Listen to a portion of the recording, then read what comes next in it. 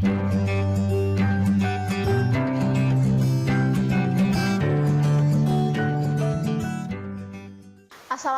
warahmatullahi wabarakatuh.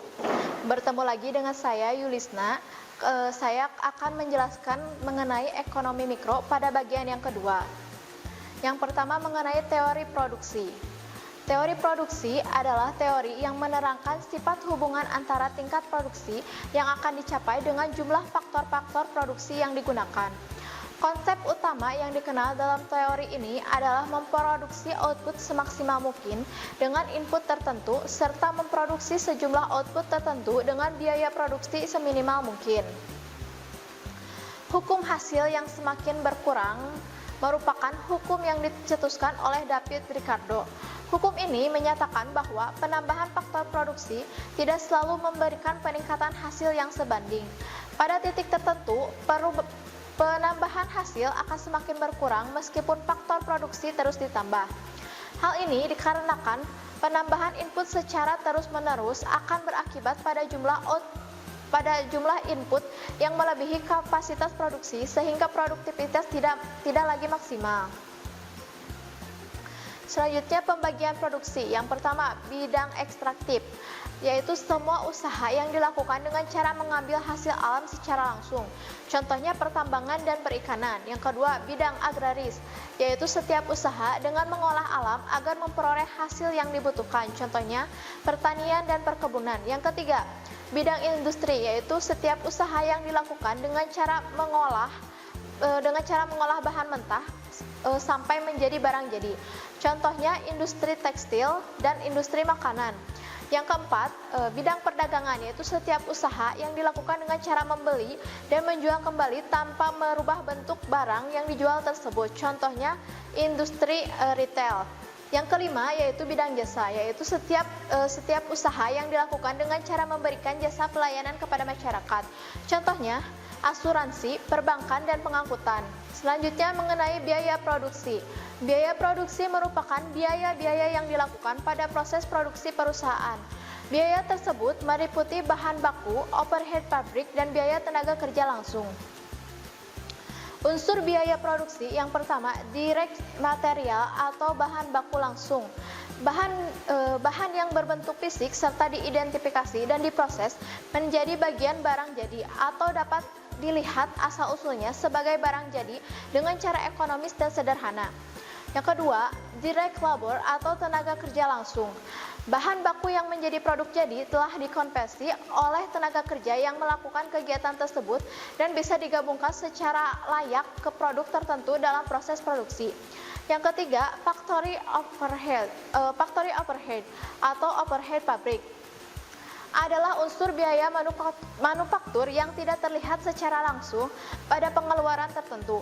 Pada pelaporan keuangan, biasanya overhead pabrik memasukkan semua biaya manufaktur tanpa memasukkan unsur bahan baku langsung serta tenaga kerja langsung dalam proses produksi. Selanjutnya mengenai pasar persaingan sempurna. Pasar persaingan adalah bentuk organisasi pasar di mana terdapat banyak pembeli dan penjual dan produk bersifat homogen. Contohnya, bursa efek, pasar modal, pasar uang, komoditas pertanian. Ciri-ciri pasar persaingan sempurna yang pertama, banyak pembeli dan banyak penjual. Yang kedua, pembeli dan penjual menerima harga. Yang ketiga, produk bersifat homogen. Yang keempat, sumber daya dengan mobilitas sempurna. Yang kelima, perilaku ekonomi mempunyai pengetahuan atau informasi sempurna. Selanjutnya mengenai keseimbangan perusahaan dalam pasar persaingan sempurna. Selanjutnya, equilibrium di pasar persaingan yang sempurna. Dalam jangka pendek, perusahaan dalam persaingan sempurna dapat menghasilkan laba ekonomi, kerugian ekonomi, atau laba normal. Dalam setiap skenario, perusahaan menghasilkan tingkat output di mana biaya marginal sama dengan pendapatan marginal. Apakah menghasilkan untung atau rugi tergantung pada posisi kurva permintaan relatif terhadap biaya rata-rata pada kuantitas yang memaksimalkan laba. Jika harga lebih tinggi dibandingkan dengan biaya rata-rata, perusahaan menghasilkan laba ekonomi. Jika harga sama dengan biaya rata-rata, perusahaan hanya memperoleh laba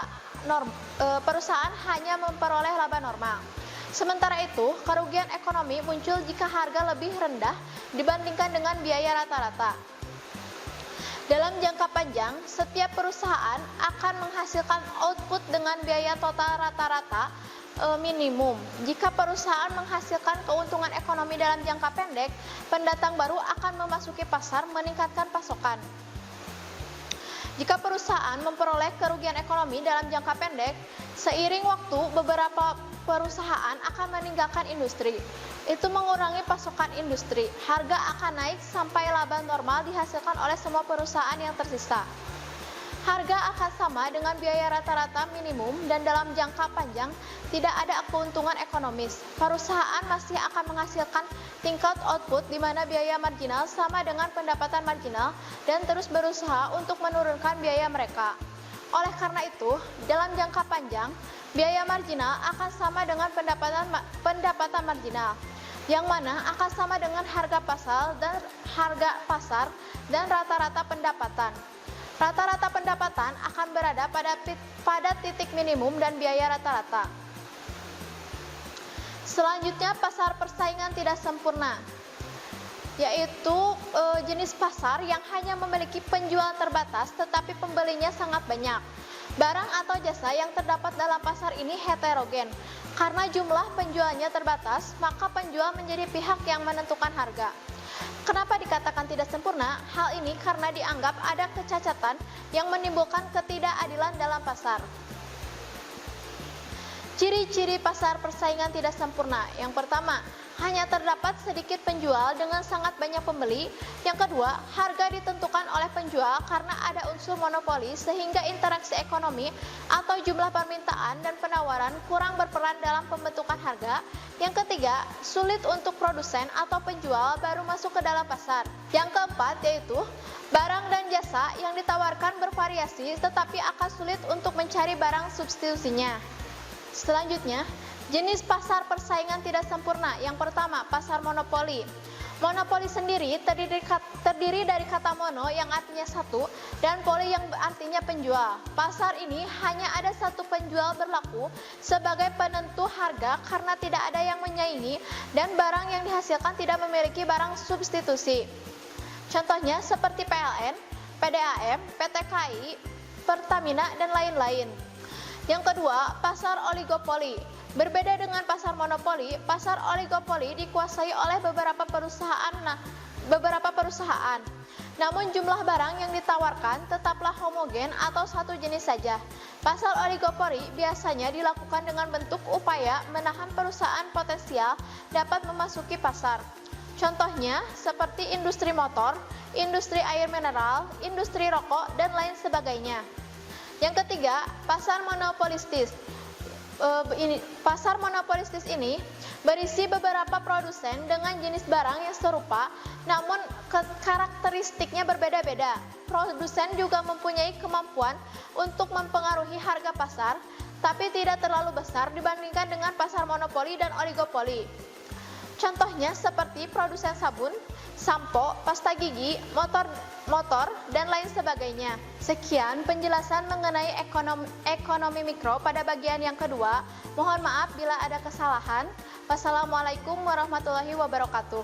Kunjungi sosial media lainnya seperti website kami di pkbmalkata.com, Facebook PKB Malkata Mananjaya, Instagram PKB Malkata _official. Dan terima kasih telah klik video ini. Jangan lupa like, comment, share, and subscribe untuk menunjukkan dukungan kamu terhadap channel ini. Enjoy the video, PKB Malkata.